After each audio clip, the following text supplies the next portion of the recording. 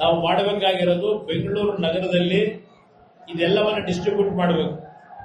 ಪ್ರತಿಯೊಂದು ಜನತೆಗೆ ತಲುಪಬೇಕಿದ್ರು ಯಾವ ರೀತಿ ಸರ್ಕಾರದ ಮುಖ್ಯಮಂತ್ರಿ ನನಗಿರ್ತಕ್ಕಂಥ ಮಾಹಿತಿ ಈ ಕಂಪನಿಯನ್ನೇ ಟೇಕ್ ಓವರ್ ಮಾಡಲಿಕ್ಕೆ ಮುಖ್ಯಮಂತ್ರಿ ಈಗಾಗಲೇ ಚರ್ಚೆಗಳು ಮಾಡಿ ಎಲ್ಲಾ ರೀತಿಯಲ್ಲಿ ಒಡಂಬಡಿಕೆ ಆಗೋಗಿದೆ.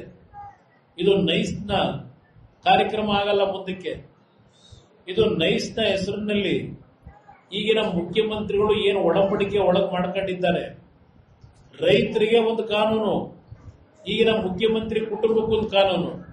ಇಲ್ಲಿರ್ತಕ್ಕಂಥದ್ದು ಏನೇನು ಮಾಡಿದ್ದಾರೆ ಅಕ್ರಮಗಳನ್ನ ಈ ಒಂದು ಹೆಸರಿನಲ್ಲಿ, ರಸ್ತೆ ಹೆಸರಿನಲ್ಲಿ BMICP ಅಂತಕ್ಕಂಥ ಅಥಾರಿಟಿನ ಯಾತಕ್ಕೋಸ್ಕರ ಪ್ರಾರಂಭ ಮಾಡಿದ್ರು, ಅದರ ಅಧ್ಯಕ್ಷರಾಗಿ ಈಗಿನ ಮುಖ್ಯಮಂತ್ರಿಗಳು ಏನೇನು ಮಾಡಿದ್ದಾರೆ ಅದು ಎಲ್ಲ ಮಾಹಿತಿಗಳನ್ನ ನಿಮ್ ಮುಂದೆ ಇಡ್ತೇನೆ, ದಾಖಲೆ ಸಮೇತ.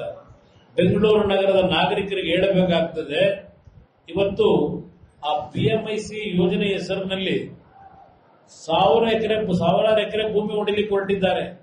ಆ BM ಕಾವಲ್ನಲ್ಲಿ ಅಲ್ಲಿ ಏನೇನು ಅಕ್ರಮಗಳಾಗಿದೆ ಇದೆಲ್ಲ ವಿಷಯಗಳನ್ನ ಮುಂದೆ ನಿಮ್ ಮುಂದೆ ಎಲ್ಲ ಹೇಳಲಿಕ್ಕೆ ಹೋದ್ರೆ ಮತ್ತು 2 ಗಂಟೆ ಬೇಕಾಗ್ತದೆ. ನಾನು ಸಮಯ ತಗೊಳ್ಳಕ್ ಹೋಗಲ್ಲ. ನಿಮಗೆ ಮುಂದಿನ ಒಂದು ವಾರದೊಳಗೆ, ಯಾಕಂದ್ರೆ ನನಗೆ ನಾಳೆ ಕ್ಯಾಬಿನೆಟ್ ಮೀಟಿಂಗ್ ಇದೆ, ಸಾಯಂಕಾಲ ಡೆಲ್ಲಿಗೆ ಹೋಗಿ ಮುಂದಿನ ವಾರ ನಾನು ಅಷ್ಟರೊಳಗೆ ಎಲ್ಲ ರೀತಿ ನಿಮಗೆ ಮಾಹಿತಿ ಕೊಡ್ತೀನಿ. ಪ್ರತಿಯೊಂದು ಮಾಲ್ಗಳ ಮುಂದೆ, ಪ್ರತಿಯೊಂದು ಕಾಲೇಜಿಗೆ ನಮ್ಮ ಸ್ಟೂಡೆಂಟ್ಗಳಿದ್ದಾರೆ, ಎಲ್ಲಾ ಕಾಲೇಜುಗಳಿಗೂ ನೀವು ಸೋಷಿಯಲ್ ಮೀಡಿಯಾದಲ್ಲಾದರೂ ಅವ್ರನ್ನ ಸಂಪರ್ಕಿಸಬೇಕು. ಇಲ್ಲ ಪ್ರತಿ ಕಾಲೇಜಿಗೆ ಹೋಗಿ ಹ್ಯಾಂಡ್ ಬಿಲ್ಗಳನ್ನ ಕೊಟ್ಟು ಈ ಸರ್ಕಾರದ ಅಕ್ರಮ ಏನಿದೆ, ಅಕ್ರಮದ ವಿರುದ್ಧ ಯಾವ ರೀತಿ ನಿಮ್ಮ ಹೋರಾಟ ಇರಬೇಕು, ಶಾಂತ ರೀತಿಯಿಂದ ಎಲ್ಲರಿಗೆ ಮಾಹಿತಿಗಳನ್ನ ತಲುಪಿಸ್ತಕ್ಕಂಥದ್ದು ನಮ್ಮ ಯುವ ಘಟಕದ ವತಿಯಿಂದ ನೀವು ಮಾಡಿದ್ರೆ ಈ ರಾಜ್ಯವನ್ನು ಉಳಿಸ್ತೀರಿ. ಇಲ್ಲದೇ ಇದ್ರೆ ಈ ರಾಜ್ಯ ಸಂಪೂರ್ಣ ಮಾರಾಟ ಮಾಡಿ ಈ ರಾಜ್ಯದ ಸಂಪತ್ತಿನಿದೆ ದಿವಾಳಿ ಎಬ್ಬಿಸ್ತಕ್ಕಂಥದ್ದು ದೂರ ಇಲ್ಲ ಈ ಸರ್ಕಾರ. ಈಗಾಗಲೇ ಮೊನ್ನೆ ಒಂದು ಕಾನೂನು ತರಲಿಕ್ಕೆ ಹೊರಟಿದ್ದಾರೆ, ಒಂದು ಸಂದೇಶ ಕೊಟ್ಟಿದ್ದಾರೆ.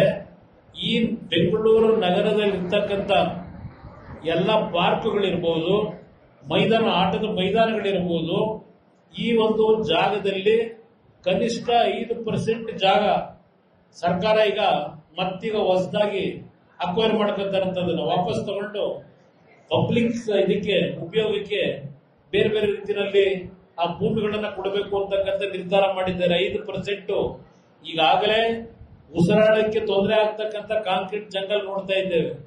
ಇವತ್ತು ಇರ್ತಕ್ಕಂಥ ಕೆಲವು ಭಾಗದಲ್ಲಿ ಇರ್ತಕ್ಕಂಥ ಪಾರ್ಕ್ಗಳು, ಆಟದ ಮೈದಾನಗಳನ್ನು ಸಹ 5% ವಾಪಸ್ ಪಡೆದು ಬೇಕಾದಂತವರಿಗೆ ಕೊಡ್ತಕ್ಕಂಥ ಒಂದು ತೀರ್ಮಾನ ಏನು ಮಾಡ್ಕೊಂಡಿದ್ದಾರೆ. ಇದು ಎಲ್ಲವನ್ನ ಇವತ್ತೇನು ನಡೀತಾ ಇದೆ, ಇವತ್ತು ಅದರ ಜೊತೆಗೆ ಮನೆ ಮುಂದೆ ನಿಮಗೆ ಕಾರ್ ನಿಲ್ಲಿಸಲಿಕ್ಕೆ ಜಾಗ ಇಲ್ಲದೆ ಇರ್ತಕ್ಕಂಥ ಶೆಡ್ ಇಲ್ಲದೆ ಇದ್ರೆ ನಿಮ್ ಮನೆ ಮುಂದೆ ಕಾರ್ ನಿಲ್ಸಕ್ ಹೋದ್ರೆ ಅದಕ್ಕೆ ವರ್ಷಕ್ಕೆ 25,000 ರೂಪಾಯಿ ಕಟ್ಟಬೇಕು ನೀವು. 15,000 25,000 ಎಲ್ಲಾದ್ರೂ ಕೇಳಿದಿರಾ ಇದನ್ನ? ಈ ರೀತಿಯ ಈ ಸರ್ಕಾರ ದಿವಾಳಿ ಎಬ್ಬಿಸಿ ಇವತ್ತು ಪ್ರತಿಯೊಂದಕ್ಕೂ ಜನರ ಜೋಬಿಗೆ ಕೈ ಹಾಕ್ತಕ್ಕಂಥದ್ದು ಒಂದು ಕಡೆ. ಇನ್ನೊಂದು ಕಡೆ ನಾಡಿನ ಜನತೆ ಸಂಪತ್ತನ್ನ ಈ ಬೇನಾಮಿ ಹೆಸರು ನನ್ನ ಹೆಸರನ್ನ ಹೇಳ್ತಾರೆ.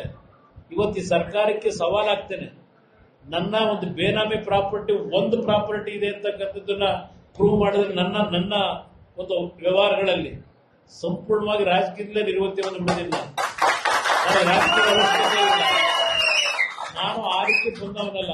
ಚಾಲೆಂಜ್, ನಾನು ಸವಾಲನ್ನು ಸ್ವೀಕಾರ ಮಾಡ್ತೀನಿ.